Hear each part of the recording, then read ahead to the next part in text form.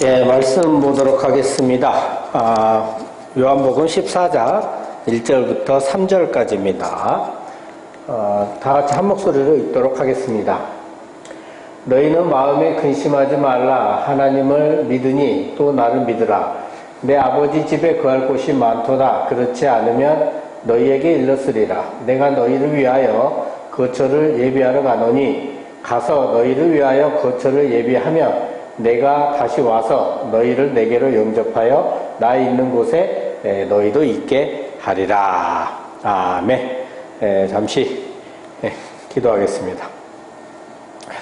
아버지, 오늘 시간에는 종말에 대해서 살펴보고자 합니다. 즉 예수 그리스도의 재림에 대해서 살펴보고자 합니다. 정말 종말이 우리에게 어떠한 의미가 있는지 오늘 시간 깨닫게 하셔서 무사람들처럼 종말을 두려워하거나 무서워하지 않게 하시고 오히려 그 종말 그리스도의 재림을 소망하며 기다리는 저희들이 될 수 있도록 아버지 은혜 내려 주시옵소서. 감사드리며 우리 예수 그리스도의 이름으로 기도드립니다. 아멘. 할렐루야. 반갑습니다. 예. 드디어 종말론에서 이 종말을 다루게 됐습니다. 지금 조직신학 중에서 마지막 단원인 종말론을 하고 있는데요. 그 종말론에서 제목이 뭐예요? 종말입니다. 종말. 가장 핵심 단원이라 할 수 있겠죠. 우리 기독교인 뿐만 아니라 세상 사람들도 종말에 대해서는 정말 관심이 많습니다. 우리를 포함한 세상 모든 사람의 입장에서 볼 때 종말이 맞습니다. 종말이라고 말하는 것이 맞습니다. 하지만 우리가 알고 있는 세상의 종말은 그럼 언제 올까요? 종말이 올 때 어떤 일이 일어납니까? 우리 구주이신 예수님께서 마지막 재림을 하시는 거죠. 그리스도께서 재림하실 때 종말이 옵니다. 그래서 종말은 곧 예수님의 재림이 되는 것입니다. 자, 그렇다면 예수 그리스도의 재림은 어떠한 모습일까요? 아니, 재림이 있기는 있는 걸까요? 재림에 대한 증거는 넘쳐납니다. 증거는 너무나도 많이 있습니다. 성경 곳곳에 나와 있으니까요. 왜 예수 그리스도의 재림에 관한 증거를 이렇게 반문할 수 있겠죠. 왜 예수 그리스도의 재림에 관한 증거를 성경 안에서만 찾느냐, 이렇게 반문하는 분도 있을 겁니다. 성경에 적혀 있으니까 그리스도의 재림이 있다? 이렇게 주장하면 무조건 믿어야 하느냐고 따질 수 있을 겁니다. 왜 성경이 아닌 다른 증거를 대지 않느냐고 말하면서 말이죠. 그러나 여러분, 어차피 하나님의 자녀가 아니라면 성경 외에 다른 곳에서 예수 그리스도의 재림의 증거들이 넘쳐난다고 해도 어차피 믿지 않습니다. 그러니 굳이 성경 외에 다른 곳에서 그리스도의 재림에 대한 증거를 찾을 필요는 없다는 생각입니다. 어차피 하나님의 자녀라면 성경을 읽고 믿겠지만 하나님의 자녀가 아니라면 믿지 않을 테니까요. 성경에는 그리스도 재림에 대한 많은 증거들이 있습니다. 그 중에서 예수님께서 직접 증거하신 부분, 그리고 사도들이 증거한 부분, 그리고 천사들의 증거, 이 세 가지를 중심적으로 살펴보도록 하겠습니다. 그리고 이제 재림을 예시하는 명사들, 아포칼립시스라든지 또 에피파네시아, 그리고 파루시아, 이런 것들이, 이 명사들이 성경에서 성경 사용되어지면서 그리스도의 재림을 증거하고 있습니다. 자, 그럼 먼저 이 예수님의 증거에 대해서 먼저 살펴보도록 하겠습니다. 자, 오늘 본문인데요. 내 아버지 집에 거할 곳이 많다. 내 아버지 집에 거할 곳이 많다. 그리고 내가 너희를 위하여 거처를 예비하러 가노니 가서 너희를 위하여 거처를 예비하면 내가 다시 와서 내가 다시 와서 뭐 하겠다? 재림하시겠다. 그죠? 자, 너희를 내게로 영접하여 나 있는 곳에 너희도 있게 하리라. 예수님께서 직접 말씀하셨죠. 내가 다시 재림하겠다고요. 이보다 더 확실한 증거는 없습니다. 그리스도의 재림은 확실히 있습니다. 자, 다음은 사도들의 증거를 보겠습니다. 데살로니가전서 4장 15절부터 18절까지입니다. 다 같이 읽겠습니다. 시작. 우리가 주의 말씀으로 너희에게 이것을 말하더니 주께서 강림하실 때까지 우리 살아남아 있는 자는 자보다 결코 앞서지 못하리라. 주께서 호령과 천사장의 소리와 하나님의 나팔 소리로 친히 하늘로부터 강림하시리니 그리스도 안에서 죽은 자들이 먼저 일어나고 그 후에 우리 살아남은 자들도 그들과 함께 구름 속으로 끌어올려 공중에서 주를 영접하게 하시리니 그리하여 우리가 항상 주와 함께 있으리라. 그러므로 이러한 말로 서로 위로하라. 자, 주께서 강림하실 때 주께서 하늘로부터 강림하시리니 데살로니가 전서의 저자는 사도 바울입니다. 사도도 주님의 재림을 분명히 증거하고 있음을 알 수 있습니다. 자, 다음은 이 천사들의 증거를 보겠습니다. 사도행전 1장 11절 말씀입니다. 다 같이 읽겠습니다. 시작. 이르되 갈릴리 사람들아 어찌하여 서서 하늘을 쳐다보느냐. 너희 가운데서 하늘로 올려지신 이 예수는 하늘로 가심을 본 그대로 오시리라 하였느니라. 자, 이 장면은 예수님께서 고난을 받으시고 십자가에서 죽으신 후 부활하셔서 40일 동안 제자인 사도들과 함께 하시며 하나님의 나라의 일을 말씀해 주셨는데요. 이때 예루살렘을 떠나지 말고 성령 세례를 기다리라고 분부하셨습니다. 그러자 사도들은 예수께 주님의 나라를 회복하실 때가 언제인지 묻습니다. 예수님께서는 때와 시기는 아버지께서 자기의 고난에 두셨으니 너희가 알 바 아니다고 하시면서 오직 성령이 너희에게 임하시면 너희가 권능을 받고 예루살렘과 온 유대와 사마리아와 땅끝까지 이르러 내 증인이 되리라고 말씀을 마치십니다. 그리고는 사도들이 보고 있는 상황에서 하늘로 올려져 가시는데 구름이 예수님을 가리어 보이지 않게 되었습니다. 제자들은 그래서 이렇게 하늘을 자세히 쳐다보고 있었죠. 이때 흰 옷 입은 두 사람이 제자들 곁에 서서 말을 합니다.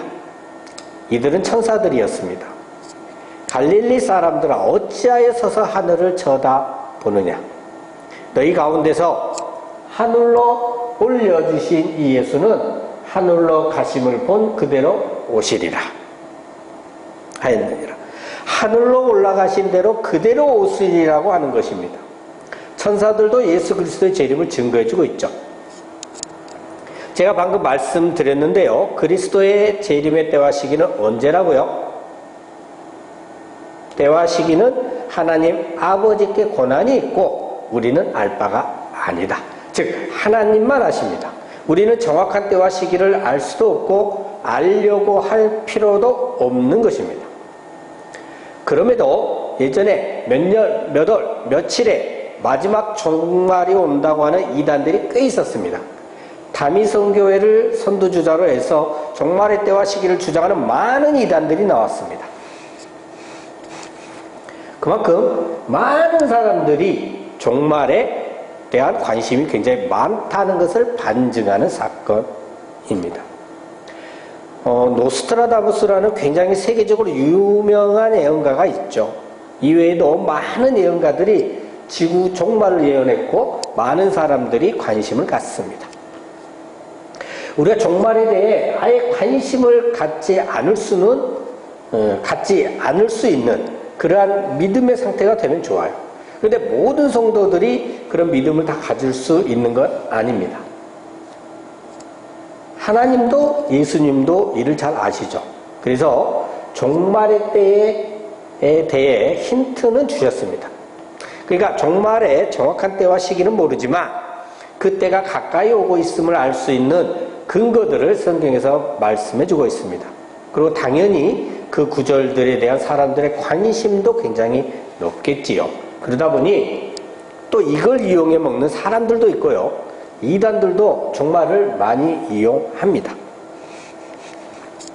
성경에서 종말의 때, 그리스도의 재림을 목전에 둔 때를 알 수 있는 사건들은 대표적으로 6가지 정도 있습니다. 땅끝까지 복음이 전파되는 것, 온 이스라엘의 구원이 있게 되는 것, 즉 이스라엘이 회심하고 이스라엘의 전국의 회심이 일어납니다. 그 다음에 대배교와 대환란이 일어나고 적그리스도가 출현하고 징조와 기사가 있고요. 그러니까 전쟁이나 기근, 지진 이런 것들, 그리고 우주의 대변동과 하늘 권세가 흔들리는 게 일어난답니다. 자, 이 중에서 첫 번째인 땅끝까지 복음이 전파되는 사건을 먼저 보도록 하겠습니다.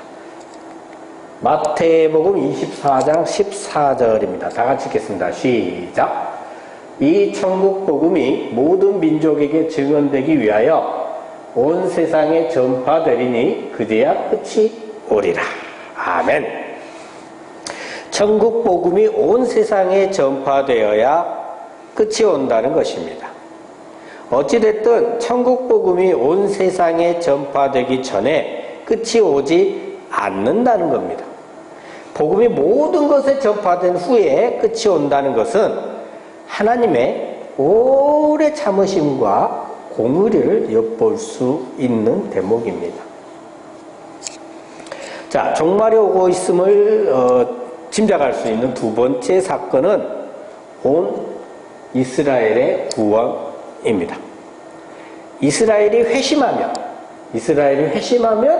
그 후에 그리스도께서 재림하신다는 겁니다. 이 또한 복음이 모든 곳에 전파된 후 끝이 온다는 것과 그 맥을 같이 하는 내용이죠. 원래 이스라엘이 하나님의 백성으로서 선택을 받았죠. 그러나 그들은 수도 없이 하나님을 배반했고 하나님께서는 또 참으시고 또 참으시면서 다시 이끌어주시고를 계속 반복하셨습니다. 그러나 결국 그들은 예수 그리스도를 죽이기까지 했습니다. 그럼에도 불구하고 하나님께서는 여전히 참으시고 기다리시며 그들에게 구원의 기회를 주고 계십니다. 그리하여 이스라엘을 저버리지 아니하시고 그들이 회심하여 돌아온 후에 재림하시겠다는 겁니다. 자, 로마서 11장 26절인데요. 온 이스라엘이 구원을 받으리라. 기록된 바 구원자가 시온에서 오사 이렇게 되어 있습니다. 기록된 바 구원자가 시온에서 오사.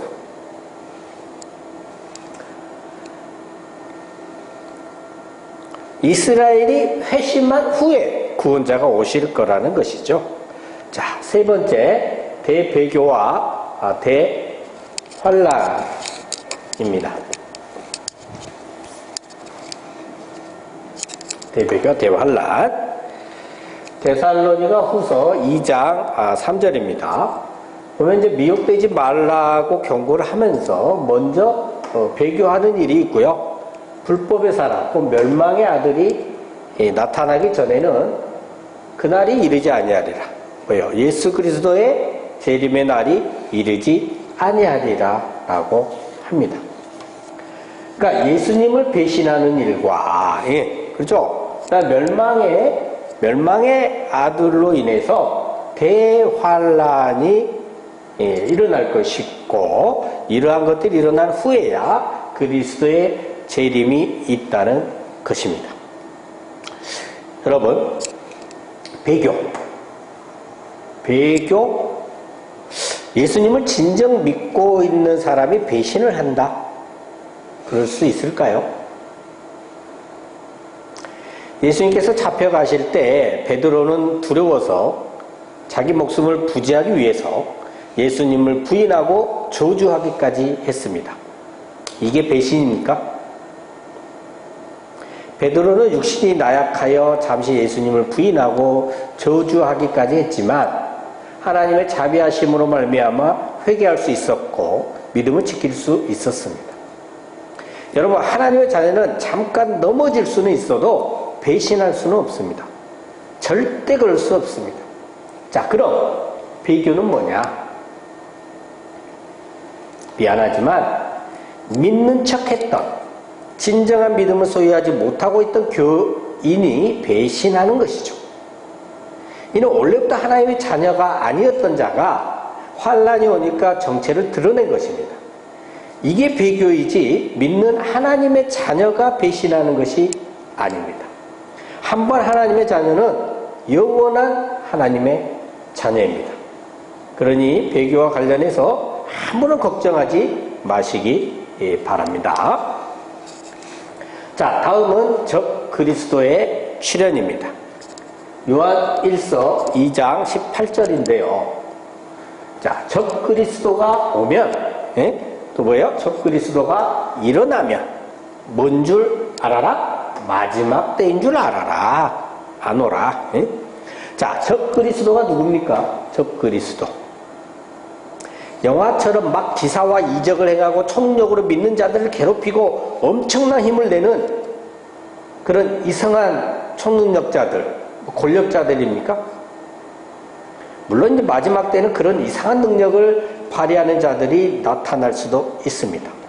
과학의 힘으로 그렇게 할 수도 있고요. 아니면 정말 악의 힘을 빌려서 그렇게 할 수도 있습니다. 그러나 그들만을 적 그리스도라고 하지는 않습니다.